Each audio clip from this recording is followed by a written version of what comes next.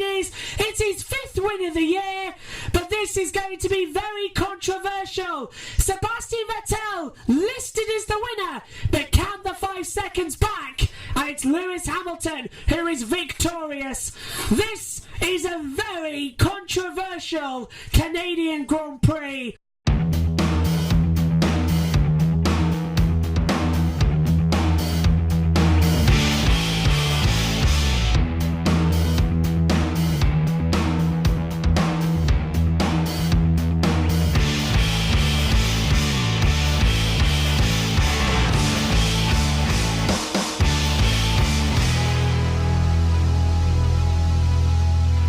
Move away from Monte Carlo across the pond to North America for round 7, the Canadian Grand Prix at Montreal at the circuit Gilles Villeneuve. The 7th stop on our calendar, Mercedes have dominated the 6 races so far, 4 for Hamilton and 2 for Bottas. 2 weeks time and we're at the French Grand Prix at Le Castellet, then it's Austria, halfway the season in the British Grand Prix, Germany, Hungary, the summer break, followed by then we go to Belgium, Italy, the flyaway, Singapore, Russia, Japan, then the Americas, Mexico, USA and Brazil, and wrapping up the season on December the 1st in Abu Dhabi for what hopefully will be a duel in the desert. In the Drivers' Championship, Lewis Hamilton leads the way, 137 points, 17 points back is Valtteri Bottas. With a 2nd place in Monaco, Sebastian Vettel now moves up to 3rd ahead of Max Verstappen. Charles Leclerc 5th with a massive points gap to Pierre Gasly. 7th for Sainz, and then if you look further down the order, no points for Russell or Kubica. Mercedes lead the Constructors' Championship from Scuderia Ferrari by well over 100 points. Victory in all 6 races, it's going Mercedes' way. Rocket Williams Racing still with no points on the board. The battle for 6, 7, 8 and 9 is strong. Hello everybody and welcome to the Grand Review podcast for the 2019 Canadian Grand Prix. This being our 7th episode of the podcast, and never have I seen such a controversial decision. Sebastian Vettel denied victory here at Canada by running across the track down at turn 4, rejoining and nearly making contact with Lewis Hamilton. He was deemed to have rejoined in an unsafe manner. The Ferrari team, of course, are appealing this decision. However, many people think they can't. But the Scuderia Ferrari team announced late on Sunday evening that they will indeed be intending to appeal. They now have 96 hours to find the evidence they need, and it will go down to the FIA Motorsport Council in Paris as well in a few weeks' time. But right now, Lewis Hamilton is victorious, and he started the weekend in dominant form on Friday practice 1. So let's get into the first practice report then. That took place on Friday morning here at the Circuit Gilles Villeneuve on the Ile Notre Dame, and it is the 50th Canadian Grand Prix this year. I know, it's fantastic, isn't it? And it started with Mercedes with an early advantage in Montreal as Hamilton and Bottas led a 1-2 for the team. They got off to a good start in the first practice session in a new power unit as well. Both Mercedes having a brand new power unit after their first one did the 6 races necessary. They've now got a new package that should take them all the way until the end of round 12, which, guess what?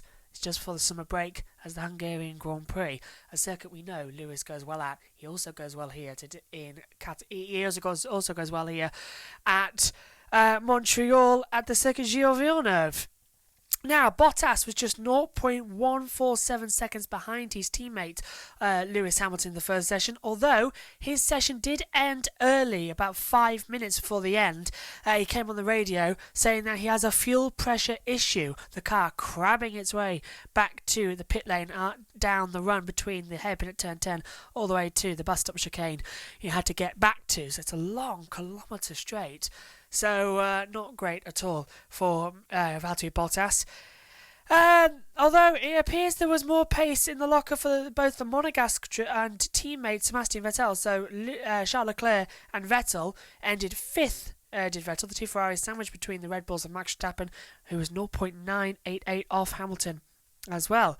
But the top 5 of the session, Lewis Hamilton on a 1:12.767, followed by Valtteri Bottas second, Charles Leclerc third, Max Verstappen fourth, and Sebastian Vettel in fifth place. There were spins as well for Vettel at the hairpin at turn 10, just came round, missed the apex, locked the rears, and spun round, and it's incredibly dusty at this circuit as well at the moment because they haven't cleaned it since last year, and they've also built a new pit complex. It's incredibly dusty on the start and finish straight in the pit lane, and it's incredibly dusty around the back straight as it hasn't been swept in a year. So not great news for all the drivers having these little spins down there. Romain Grosjean had one down at turn 6 as well, that famous corner, both where Olivier Panis crashed, and of course back in 2011, the greatest ever race in my opinion, 4 hours 4 minutes, certainly the longest race ever. Sebastian Vettel went wide and Jenson Button went through to win the race.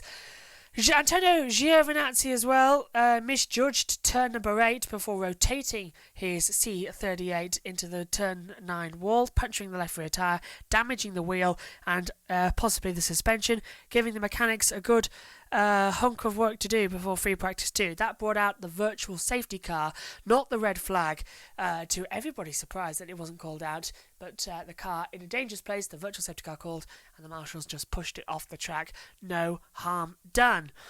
As I said, virtual safety car was called as well. Kimi Raikkonen, his teammate, ended up in the midfield battle going for P6 for Alfa Romeo. A further 4 teams round out the last 4 positions in top 10 as well. They were Carlos Sainz 7th and 8th as well. Daniel Ricciardo, Sergio Perez P9, and has Kevin Magnussen in 10th place as well. Pierre Gasly had a pretty much an interesting session. He ended up down in 13th place as well. Frenchman appeared to struggle with confidence in his RB15, but all going well. And the local hero Lance Stroll finished down in P17 for Racing Point at their home race as well. Let's take a look at the times then from the first practice session at the Canadian Grand Prix. Lewis Hamilton tops the first practice session in the Canadian Grand Prix, a 1:12.767. Valtteri Bottas, his teammate, is second at 1:12.914. Charles Leclerc is third at 1:13.720. Max Verstappen fourth at 1:13.755. Sebastian Vettel is fifth on a 1:13.905. Kimi Raikkonen sixth at 1:13.945. Carlos Sainz is seventh at 1:13.973. Daniel Ricciardo 8th at 1:14.123, Sergio Perez 9th at 1:14.172, and Kevin Magnussen rounding out the top 10 on a 1:14.202. Lando Norris is 11th on a 1:14.246, Nico Hülkenberg is 12th at 1:14.474, followed by Pierre Gasly is 13th at 1:14.570, Antonio Giovinazzi 14th at 1:14.582, Romain Grosjean 15th on a 1:14.645, Alexander Albon 16th at 1:14.703, Lance Stroll is 17th on a 1:14.812, Danny Kvyat 18th at 1:15.343, George Russell 19th at 1:15.989, and Nicholas Latifi, who is on his Friday practice drive for Rocket Williams Racing, is 20th and last on a 1:16.199. So Lewis Hamilton topping the first practice session, then a 1:12.767. Not bad at all to make it Mercedes, 1-2. Ferrari third with Leclerc, Verstappen fourth, Vettel fifth. A nice running order. But by the time the afternoon session came around, when it was time to test the race runs, Ferrari really delivered and provided a 1-2 in response to Mercedes' dominance so far in 2019. Here's the free practice 2 report. And let's go on to the free practice 2 report that took place on Friday afternoon. And what a turnaround. Mercedes a 1-2 in the morning. In the afternoon, Ferrari on a 1-2 as well. It was Charles Leclerc topping the session from Sebastian Vettel in second, but as Hamilton hit the wall, coming out of turn 9 as well. Ferrari struck a blow to rivals Mercedes in the second practice session. For the Canadian Grand Prix, Charles Leclerc leading a 1-2. For the Scuderia, 0.074 seconds ahead of Sebastian Vettel. Bottas was third as well for Mercedes, just 0.134 seconds back as well. The results will be a relief to both Ferrari fans and the team itself as well, as the SF 90 seemingly able to play its strengths at the fast and hot Gilles Villeneuve circuit. Not bad at all, actually. After we were worrying that in the morning it was 9/10 of a second the gap the Mercedes had over the field, we were worried, oh, this is their new engine, it's even more reliable, it's now pulled out a second. No, Ferrari have turned it up, and they have got the advantage at the moment on Friday afternoon. They had initially looked set to be the case here too after Hamilton headed FP1 from the leading Ferrari of Charles Leclerc, but Hamilton's elation on Friday morning in Montreal turned to despair by the afternoon when having set the provisional fastest time, the six-time Canadian Grand Prix winner came out of turn 9 and just sort of got oversteer on the car and hit the wall with the rear and broke the suspension. And the tyre didn't fall off, it managed to stay on, but the suspension put him out of FP2. He only completed 8 laps in total, so terrible news for Lewis Hamilton. As I said, he managed to limp back to the pit lane as well. There was little doubt Hamilton's car would be put right for the end of the session, but there is good news that his car will be back for free practice 3 tomorrow morning. Ahead of him, a mega lap from the McLarens in front. We had Carlos Sainz, who finished 4th after he was called his best Friday of the year, he said. That's then followed by the prospects from midfield in qualifying for McLaren. Kevin Magnussen, also impressive 5th for Haas as well, although the Dane was nearly 4/10 off of Carlos Sainz's effort. One team who were able to show their true hand were Red Bull. Max Verstappen was getting spooked by slow-moving Pierre Gasly on his push lap and clouting the wall of champions. He becomes the first person to do so in 2019, so Verstappen already into the wall of champions. So if you had that on your bingo card, exit, you've got it. Didn't cause him too much damage himself. Gasly continued to look uncomfortable behind the wheel of the car, endured a severe lockups as well. He ended up just one position ahead of where he did in FP1 in P12, and he was one place ahead of Verstappen, who ended, as I said, 13th, a second off the pace. Rounding out the top 10 were the 2 racing points. What a change around that made. And the 2 Renaults of Sergio Perez at the head of that battle, P7, with the Renault pair of Daniel Ricciardo 8th and 9th, and Lance Stroll in 10th place as well. Although Stroll may have some strife coming his way on Friday evening, the stewards set to investigate an incident where he appeared to move over on the Haas of Romain Grosjean coming in to the turns 13-14 chicane next to the champions wall. They were going side by side. They were going side by side. Then all of a sudden, Lance just comes in and touches the front wheel of Romain, forcing Romain to go over the escape road, I might add. Meanwhile, having gone 6th this morning, less impressive afternoon for Kimi Raikkonen and Alfa Romeo. 16th for Raikkonen, 1.365 off Leclerc's time. Giovinazzi was 18th as well, ahead of the 2 Williamses of Russell and Kubica. The Italian having had his gearbox replaced as a precaution after his first FP1 shunt. It was an interesting Friday. As we see, Ferrari had the advantage, but let's see where everybody else failed with their times from the second session.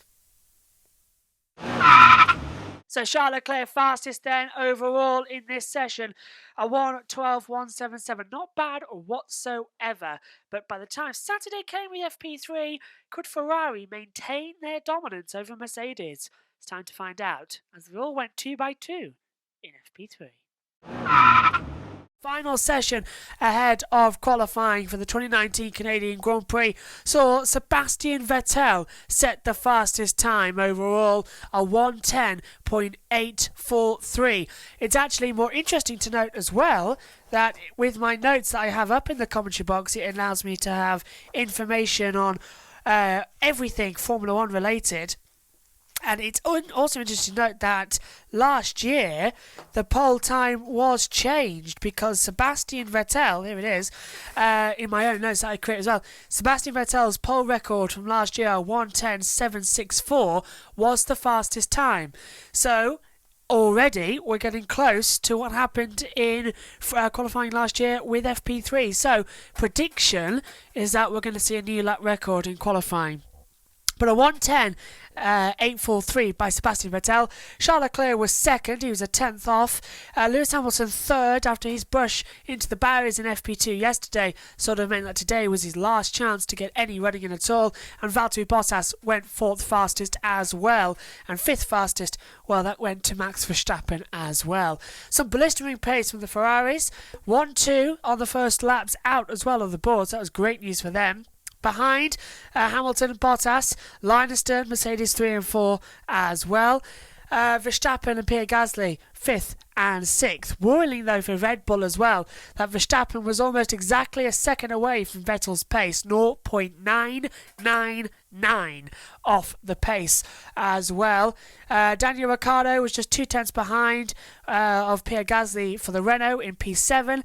Similarly, the Renault-powered McLaren Lando Norris, who yesterday as well had a bad FP1 and 2, close quarters as well in P number 8. Sergio Perez gave the home team of Racing Point something to cheer about, that he went P9 overall. Kvyat was P10, rounding out for Toro Rosso as well.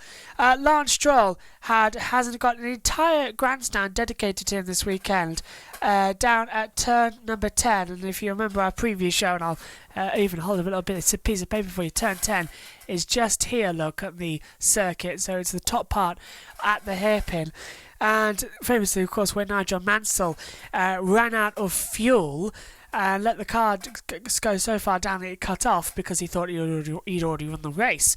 But Lance Stroll had a horrible session because on his first out of the pits, a hydraulic failure meant that the hydraulic fluid got onto the exhaust and bang, up went the flames as well, and he was put out for the remainder of the session. So not great for him either in the Racing Point RP19, which is the car. With no time set by Stroll, he finished last behind the two Williamses of George Russell and Robert Kubica. The latter, of course, won the race back in 2008, and of course back in 2007 had that massive accident which put him out of the following weekend's racing as well. Guess what? Yes, gave the debut to Sebastian Vettel at the next race, which was the United States Grand Prix.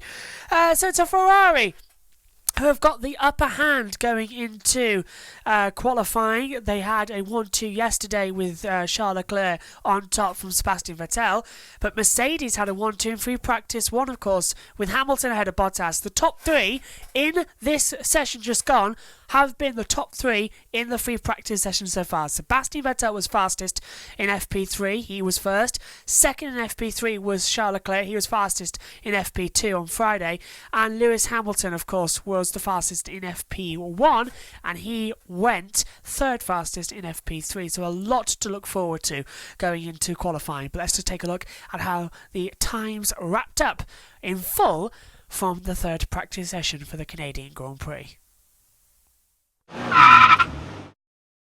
So it's Sebastian Vettel who tops the third practice session on a 1:10.843. Charles Leclerc second at 1:10.982. Lewis Hamilton third at 1:11.236. Valtteri Bottas is fourth at 1:11.531. Then it's Max Verstappen fifth at 1:11.842. Then sixth place goes to Pierre Gasly at 1:11.914. Daniel Ricciardo seventh at 1:12.045. Lando Norris eighth at 1:12.154. And Sergio Perez in 9th place at 1:12.175. Danny Kvyat rounds out the top 10 at 1:12.298. Nico Hülkenberg 11th at 1:12.305. Kevin Magnussen 12th at 1:12.327. Carlos Sainz 13th at 1:12.399. Followed then by Alexander Albon 14th at 1:12.423. Then we get Antonio Giovinazzi at 1:12.627. Kimi Raikkonen 16th at 1:12.708. Roman Grosjean 17th at 1:13.197. Then it's George Russell 18th at 1:13.966. Robert Kubica 19th at 1:14.426. And Lance Stroll not spending any time due to hydraulic failure and putting out of the running.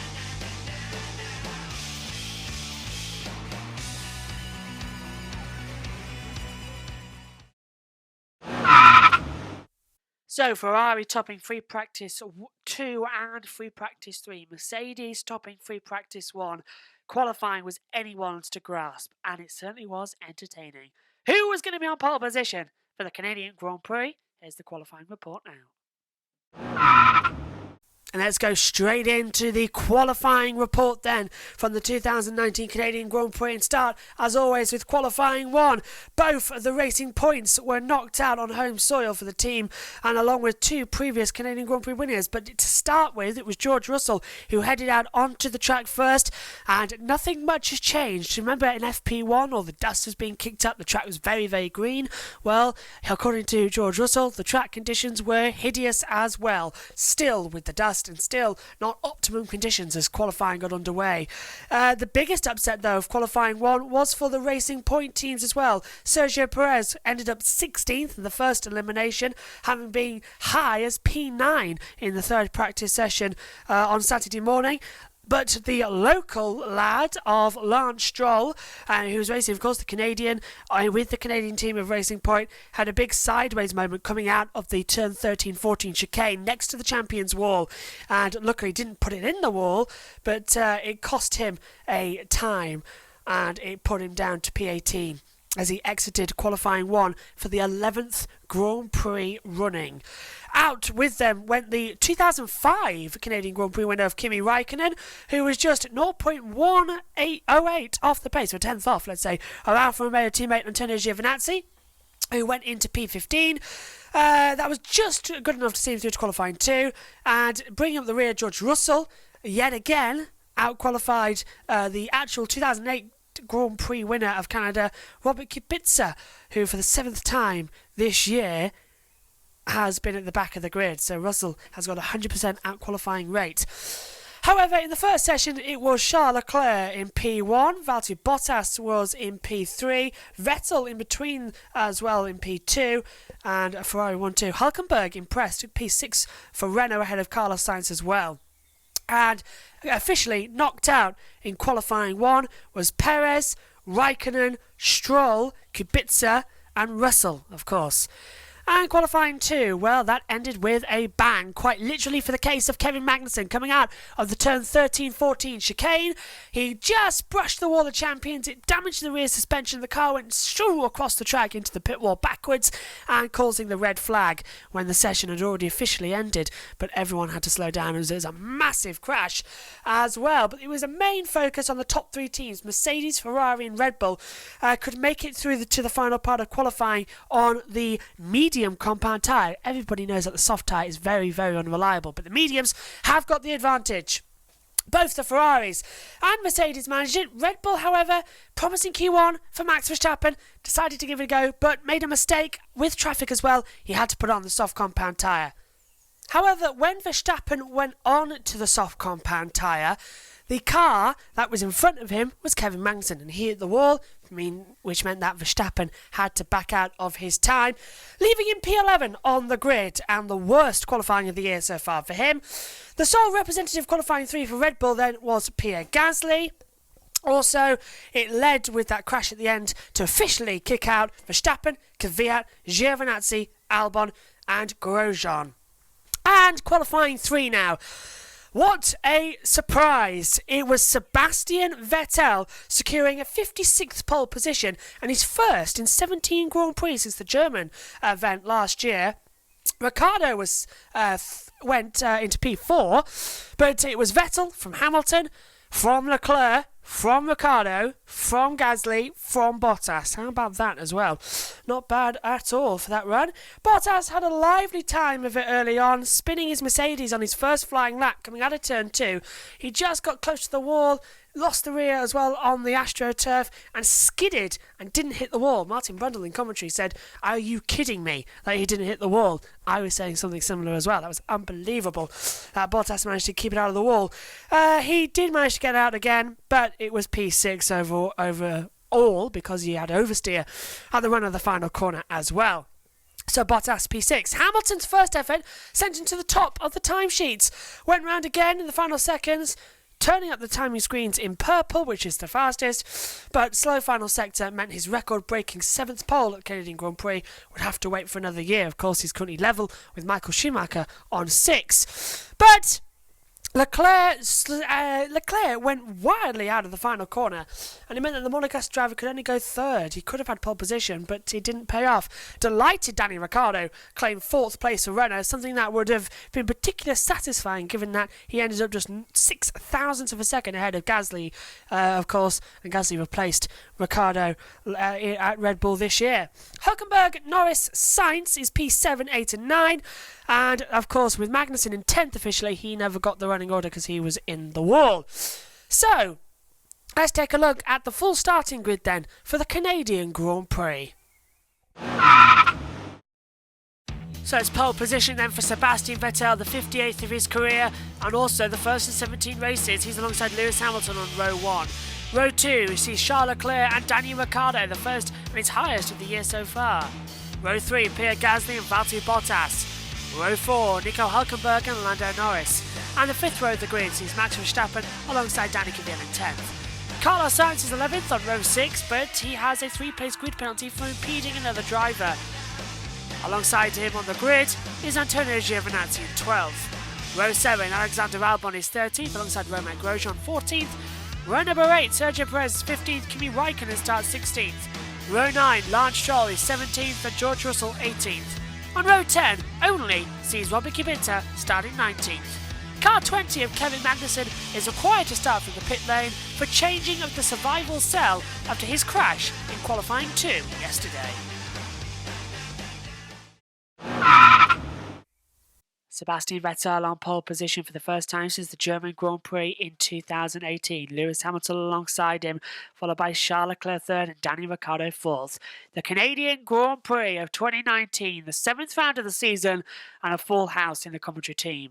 Alongside myself, Joshua Birch in the commentary box, it was Megan Birch and Ian Birch for coverage of the Canadian Grand Prix. The Canadian Grand Prix, Race 7, Lap 1. Ready to start the 70-lap Canadian Grand Prix. It is Vettel who will be on the right of your screen. On the left will be Lewis Hamilton. Behind is Charles Leclerc and Daniel Ricciardo. Let the green flag fly. The red lights come on. It's 2, it's 3, it's 4, it's 5. It's action in Montreal, and it is a good start from the 2 Ferraris. Hamilton, though, in the second phase gets ahead. Leclerc's going to throw it out the inside, but look at Ricciardo having to fend off Pierre Gasly. There's contact into turn 1. Someone had to go across the chicane area, but it's a great start from Sebastian Vettel. Bottas already behind. There's someone who is off at turn 1. We will see what has happened, but it's not Lance Stroll as far as we know. As we head down to turn 7, look at Verstappen already falling back down the order. There's Grosjean. So who's gone down the order? Grosjean's gone down to 19th. Albon has dropped down the order. We think it's Albon who has dropped back, but the green is out. The track is clear. Replay. Here's the replay of the start, Megan. And, it's 2 into 1, doesn't go. It's an Alpha who got involved. Alpha got involved, but who went across the track as well? Because there's Grosjean. There was Grosjean cutting across the turn 1-2 chicane. He was rejoining at turn 3. Just like, if I can get across here, then no one will notice. Yep, unfortunately, we noticed, and everyone else sort of hopefully took notice of that. Start from Vettel. Good start from Leclerc. Hamilton had the disadvantage. There's the contact into turn 1, look. That was Raikkonen getting barged out. And off the track there went Grosjean. Grosjean was lucky, actually, to keep it out there, wasn't he? Yeah, and also, I hate how you always just look at the back. You don't know. Yes. You never ever look at the back. No, you look at the back, I look at the front of the grid. There's Albon's mistake, and there's Grosjean tippy-toeing back on through his secret shortcut. Talk us through this then, Megan. Into turn 1, we're on board with Grosjean. Okay, so Grosjean's just going, okay, I can win this if I can get past all of them, as long as I don't get hit. Oh, he had to... Look, he had to take avoiding action, and he's pushed the debris off the halo. It's just like, if I can just sneak in here, then I won't kill anyone by accident. That was Lando Norris's mistake, and he locked up down at turn 10. But surprisingly, the Renault was quicker than the Honda, and he was able to get in the drag down towards the turn 10 hairpin. Megan. Lando's just like, hi, I'm the person gonna beat you today. Race control, over to you. Yeah, there's two things. First of all, did you notice that Hulkenberg had a great start and took Bottas's 6th place? And also, in that halo incident, if there hadn't have been a halo there, Grosjean's race would have been finished. Lap 9.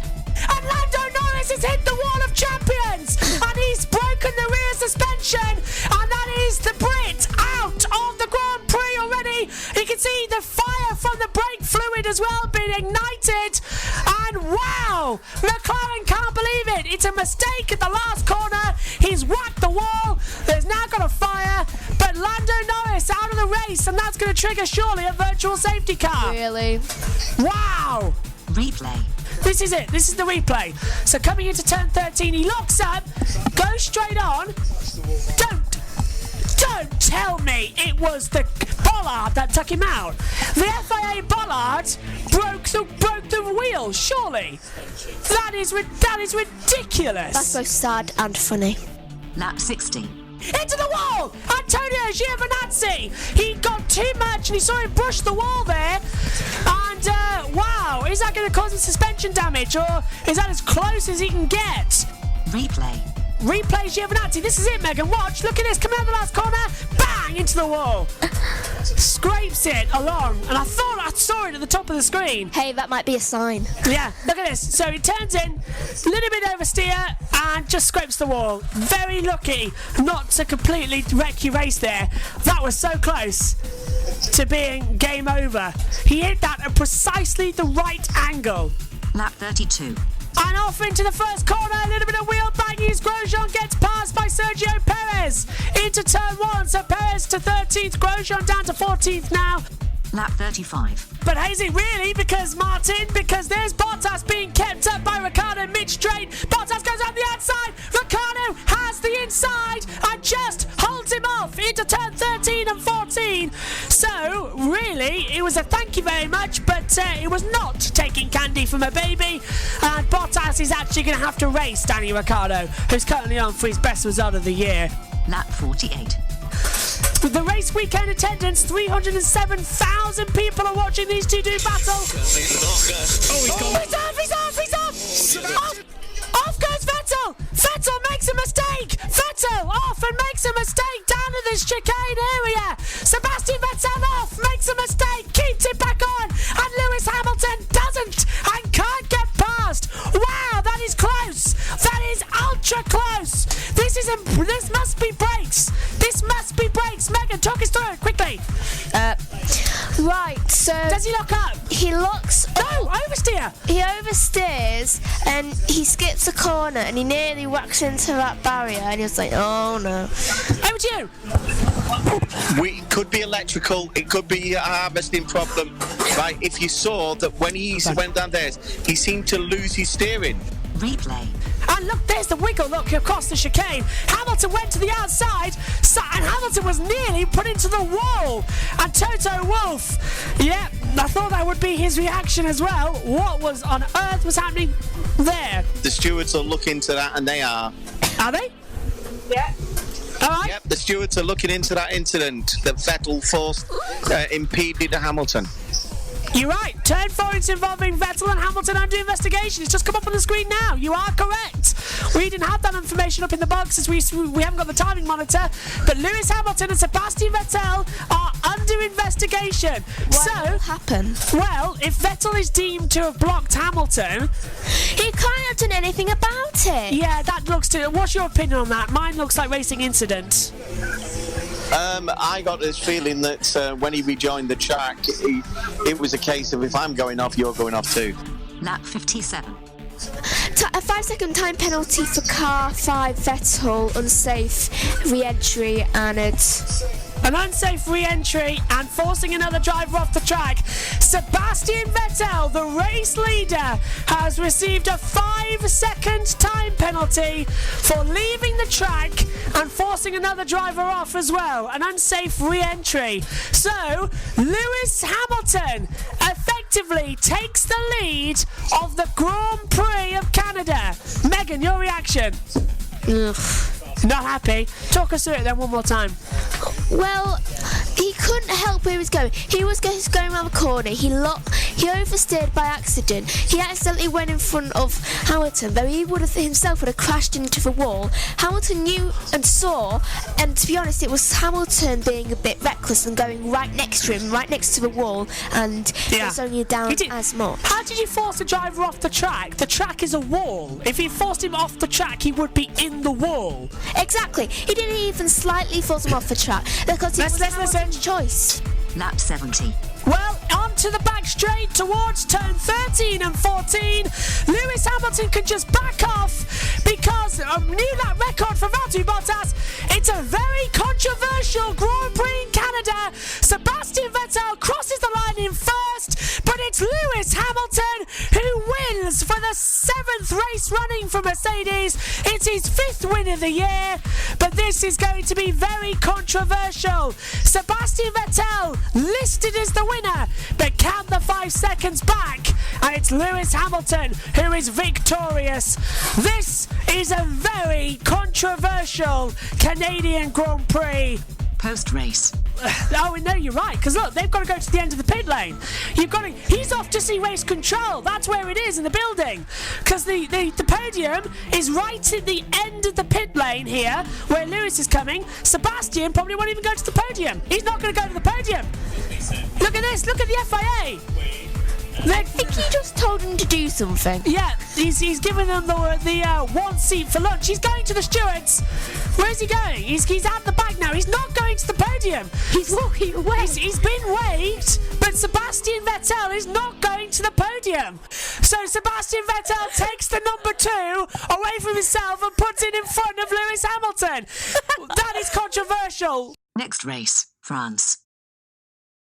So a dramatic Canadian Grand Prix, still very controversial, and it's a few days later since you heard what was happening in the race commentary there, but it got even worse because for the last 10 laps, me, Megan and Dad, who were in the commentary, were debating that matter. And here's the commentary, live from what was happening in that conversation.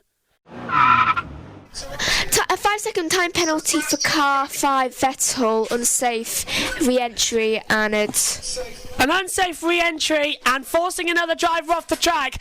Sebastian Vettel, the race leader, has received a 5-second time penalty for leaving the track and forcing another driver off as well. An unsafe re-entry. So, Lewis Hamilton effectively takes the lead of the Grand Prix of Canada. Megan, your reaction? Ugh. Not happy? Talk us through it then one more time. Well, he couldn't help where he was going. He was going around the corner. He oversteered by accident. He accidentally went in front of Hamilton, though he would have crashed into the wall. Hamilton knew and saw, and to be honest, it was Hamilton being a bit reckless and going right next to him, right next to the wall, and it was only down as much. How did you force a driver off the track? The track is a wall. If you forced him off the track, he would be in the wall. Exactly. He didn't even slightly force him off the track because it was Hamilton's choice. 5-second penalty, so we just need to stay in his gearbox.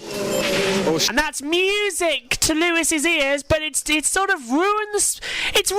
That leaves a bad taste. Actually, what's your opinion on that, Dad? No, it isn't. I remember Lewis getting after the race a 10-second time penalty. Yep. Which cost him the race. I remember that. Yeah. Right. For the same thing. I don't think it's. As your mum just said, right. Once he regained control, why did he force Lewis into that wall? Yeah. He didn't mean to. There was nowhere else to go. He'd no need to have done that. Might appeal that one. They might appeal that one, Megan. Can I just say, it's really bugging me.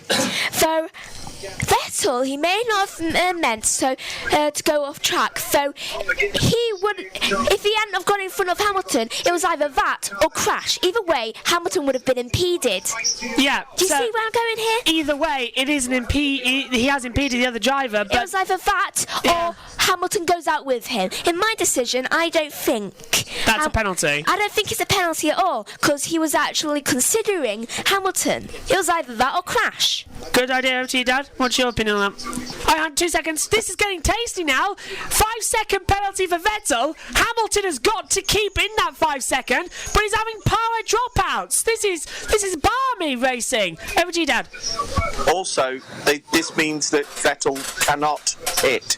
Yeah, he can't. You're right. With He tyres. can't, because if he pits, he has to take the 5-second penalty then. And what he doesn't need right now is a safety car in the last 10 laps. If a safety car comes out, that is it. His race is gone and Hamilton will lead.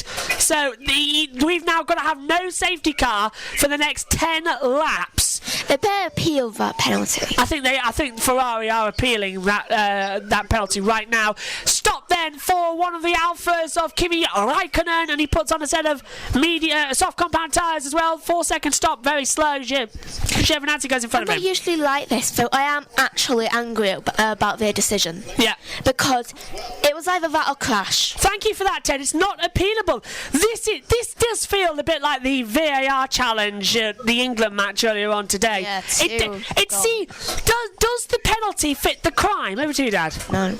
Yes, the penalty does fit the crime. The norm is that when you go off like that and you come back on the track, you give your crash? place up to the driver that you've impeded. But he did he? didn't do that. But the question is, Hamilton wasn't alongside him. Hamilton was not alongside Vettel. He was further back. Hamilton would have been nowhere near Vettel if he hadn't made that mistake. And also, may I just No, say... but he did make the mistake. No, but he wasn't alongside. Let's look. Watch your monitor. And it was unsafe when he came off. When Look, he came back on, because Megan. I pushed- He did slow He's down. alongside now because he's He gone did through the slow down. chicane. Right, past the right. All four of us are now involved in this. Look at this. Come on, get the mic. Now, that is unsafe. It was either Lewis that or was crash. by the side of his rear wheels as he regained control. But was yeah. Lewis was going to overtake him, and he went like that. So Lewis had to. Yeah, he could have kept straight. He didn't. Yeah, and crashed into a wall. He Yeah. did. Yeah. He did like Schumacher did to Barrichello.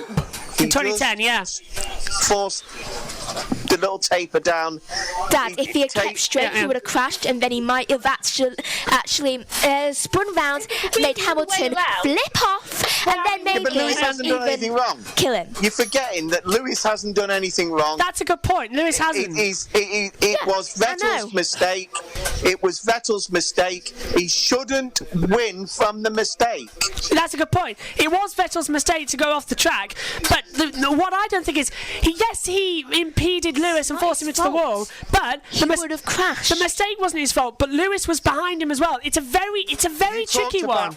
Yeah, go. No, you talked about the England match. Yeah. Right? Our goal was disallowed, right, by VAR.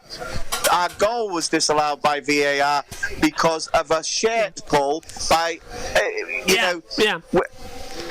Their player touched it twice afterwards, their players. Yeah. Right? Oh, hang on. It was disallowed because of that. Out of the race goes Alexander Albon, contact at the start, and now a retirement on lap 63 of the Grand Prix. Alexander Albon out of the race. I don't think we've ever had this much of a heated discussion during a Grand Prix, because Vettel shouldn't have got the penalty. there's so much difference of very different opinion. It's great to listen to as well. We've got Definitely on Vettel's side. one person who says that Vettel shouldn't have got the penalty. Two people who say they do. I don't think it's sporting because, as Ted said, rubbing is racing. So I don't think he should have got the penalty. It But was either either that or crash. way, right now, Lewis Hamilton is effectively in the lead of this Grand Prix, and I've got a feeling that a lot of people are going to be a bit angry about this result because it's stolen a race that we wanted to see. A bit like at Monaco. So, effectively, you think of British touring cars and track limits, by going off like that, even though it was a mistake, he took a shorter line. Yeah, you're right. Right? He did take a short line. He took a shorter line than Hamilton. Yes, and I Yeah. agree. So why should that he? is fine. Why should he be able to take a shorter line and keep the lead? The post-race interviews are going to be fantastic, aren't they? Well, still, Hamilton, he could see, and he didn't do anything about it. He didn't slow down as much as he was supposed to. He just continued, and he saw where Vettel was going, and he continued where he was going. So neither of them. Vettel, he couldn't help where he was going. He didn't know where Hamilton was behind him. He was trying to let him go because he was thought that he was on that side, like a normal person would think. I've got a feeling, that this 5-second time penalty isn't actually going to come into effect at all, because right now Hamilton is the leader of this race, but if he gets past him, Hamilton is the leader of the race without any penalty. So if Hamilton can pass Vettel, it might just be restored what honour Formula 1's got left. Remember, we were discussing this at the Grand Prix, the last race in Monaco. Verstappen got a penalty, 5 seconds, it dropped him back. This is the second race running now, and this is what I mean about the VAR, how people are saying it's spoiled football. This is now the second race running where the fight for the lead of the race has been determined by a penalty by 3 men sitting in race control. How is that sporting? How is that fair for 3 men who are sitting in a room to determine the outcome of a Grand Prix? Rubbing is racing, and this is the second race running now where the fight for the win has been denied on the last few laps due to this penalty. It's not rubbing, is it? Well, I don't. It's not rubbing. Yeah. He took a shorter line. They didn't even make advantage. That's a good point. They didn't actually touch. They didn't touch. They nearly touched, but they didn't touch. Yes, he just took a shorter line and gained an advantage. It would have been worse if he was still out of control, fair enough. But as your mum pointed out, he'd regained control, right? And he then kept a line he didn't want to crash. Short and Okay. Like any normal person. 5 to go. They would have been blocked either way. He'd have crashed. Oh, big blockage on every part. Red flag of race restrictions. Bad for everyone. Going like that, safest alternative. To be honest, he kind of saved everyone's butts here, because now he didn't have to stop the race and cause everyone a delay. So I'm thinking, should we do the podcast now, or should we do the podcast on Tuesday afternoon? Because I think what we're discussing now needs to be involved in the podcast at some point, because it's a very lengthy discussion. Do we obey the rules or do we not? Do we drive? And do we crash or do we not? Is it right to win a race having obeyed the rules, or win a race by not obeying the rules and taking a shortcut? That is a valid point. He did cut the corner. Yes, it wasn't his fault, but he did cut the corner. But the question is, the only thing I'm angry about at the minute is that they said dangerous driving. Yeah, hang on a second. I want to say this just quickly. It is questionable. He wasn't dangerous driving. No, it was by accident. Hang on a second. Just a question. How did he gain an advantage when his gap was 2 seconds to Hamilton? He made the mistake and Hamilton was alongside. He lost the advantage there. But the only thing is forcing another driver off the track. How did he force him off the track? He was on the curb. I can't understand this. Unless he was forcing him into the water, I don't know. That's the first time I've seen your indicator go red. I do not understand this penalty. As we see Lance Stroll get his first point. What did Lewis do wrong? Nothing. But what did Vettel do wrong? Vettel went off the track by accident, and when he got back on, he could have crashed. He regained control, and he turned towards Lewis. And joining me live now in person is Megan Birch. Megan, the Canadian Grand Prix, a victory stolen from Ferrari and Sebastian Vettel. You haven't changed your opinion on this. What is your opinion now, today on Wednesday? I mean, I'm okay about the penalty for impeding, though them saying it's dangerous still gets on my nerves because he was preventing an even worse crash from actually happening. Yeah, he didn't rejoin in a dangerous manner, and everybody has been saying that it was a wrong decision to give a penalty. Ferrari now have actually said they are going to officially appeal this decision. They had 96 hours to do so. That expires tomorrow. But let's go through the ratings for the Canadian Grand Prix. Lewis Hamilton, victorious at the Canadian Grand Prix, very controversially, but nevertheless his 5th win of the season. Megan, your rating, please. What, for Hamilton? Yes. 3. Sebastian Vettel finished 2nd, a win stolen. He was 1st on the road, but 2nd overall in the classification. Megan? 4. Charles Leclerc finished in 3rd place. Didn't actually know that his teammate had a 5-second penalty. The Ferrari team didn't tell him, so he's not too happy about that. But your rating for Leclerc? 3. Valtteri Bottas in 4th place for Mercedes, 51 seconds off the pace in the end. Your rating? 3. Max Verstappen finished in 5th place as well. Not a bad weekend for him, but he did start higher up than he did. So over to you, Megan. 4. Danny Ricciardo finished P6, started P4, dropped back 2 places, but equaling his best result of the season. Megan? 5. Oh, nice one. Nico Hülkenberg, a double-point score finish for Renault, the first of the season so far. Hülkenberg finishes in 7th. Megan? 3. Pierre Gasly finishes in 8th place for Red Bull. Way off the pace what he usually is, and it's the first time the top 6 hasn't been the same all year long. Megan, your rating? 3. Lance Stroll on home soil scores 2 points for Racing Point as well. Good day for the Canadian. Your rating? 4, because he was really good. Yeah, that move around the outside as well. Just turn 1 on Kvyat was great. And wrapping up, Kvyat's in 10th place to wrap up the top 10 with 1 point, a lap down overall. But your rating? 3. Moving further on, Carlos Sainz finished 11th overall. Your rating? 4. Sergio Perez was 12th in the Grand Prix for Racing Point. Your rating? 3. Going to pause there. Welcome back to Le Mans. Where did I get up to? Perez. Yeah. Perez finished in 12th for the Racing Point. Not bad for him. Your rating? 3. Antonio Giovinazzi was 13th overall for Alfa Romeo. 2. Followed by Romain Grosjean in 14th for Haas. Now, what a day he had as well, with all the penalties as well. Your rating? 3, because he's hilarious. Yes, he was. Kimi Räikkönen 15th for Alfa Romeo as well. Your rating? 2. George Russell, 16th overall. Not a bad result for him, finishing ahead of another car. That wasn't his teammate, Megan. 3. Kevin Magnussen, 17th, crashed the car, moaned a lot, and then had to have Gunter Steiner come over the radio and say, enough is enough. Your rating, Megan? 2. And Robert Kubica was last classified 3 laps down in 18th place. 3. Out of the race, Alexander Albon after contact at the ending lap. 2. And with a rear brake failure and a complete suspension failure, Lando Norris finished in 20th and DNF as well. Over to you. 3. That isn't usual to see a black and white flag this early on, so they've clearly cautioned him quite quickly. So then, Megan, the next race at the French Grand Prix of Paul Ricard is in 2 weeks' time. You're not doing that race, but you are back in Austria and Britain.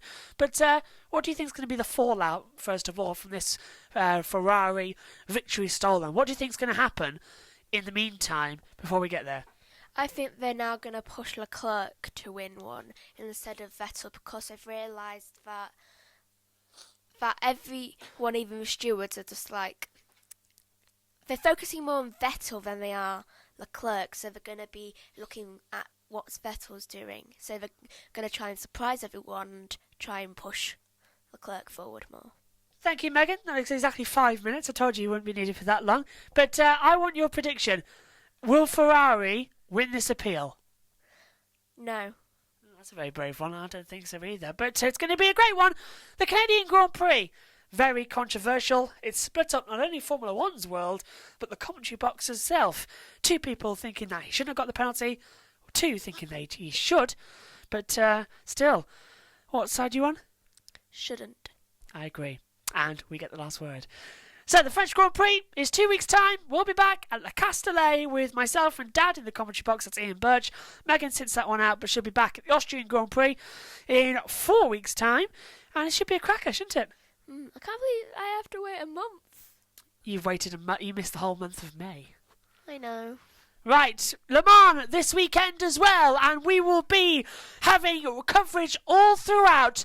On Wednesday, the 12th of June, you can join us at 8:30 for the free practice report.